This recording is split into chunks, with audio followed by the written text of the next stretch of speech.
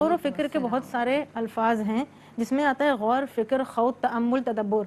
अब इसके मराहिल हैं। सबसे पहला मरहला जो है उसका तअम्मुल है। तअम्मुल यानी कि कोई ख़्याल जो आपके दिल या दिमाग पे आया और फिर उसके बाद आपने उसके ऊपर तफक्कुर किया, सोचा, फिर आपने खौद किया, उसके अंदर दाखिल हुए, फिर आपने उस पर तदब्बुर किया कि फिर आप उसके अवाक़िबुल उमूर जो उसके आगे पीछे की चीज़ें हैं, फिर आपने उसके ऊपर सोचना शुरू किया, फिर आप जी। तदब्बुर तक पहुँच जाते हैं। इस तरीके से अल्लाह ताला ने कुरान हकीम में जगह-जगह इसके हवाले से जो है वो बहुत सारी आयत ने बोला है। एक आयत है किताबुन अंज़लनाहु इलैका मुबारकुन लियद्दब्बरू आयातिही व लियतज़क्कर उलुल अलबाब, कि हमने वो किताब तुम पर नाज़िल की है जो बहुत मुबारक है ताकि उसकी आयत के ऊपर गौर करो, तदब्बुर करो, यानी कि उसमें डूब जाओ, पूरी तरह से उसमें चले जाओ, उसकी सोच में। लियद्दब्बरू आयातिही व लियतज़क्कर उलुल अलबाब, और फिर जो लोग दिल रखते हैं, जो समझ रखते हैं, अलबाब वो हैं जो उनकी दिल की आँख खुली हुई है, फिर ठीक वो है। उसके ऊपर जाके तदब्बुर करेंगे।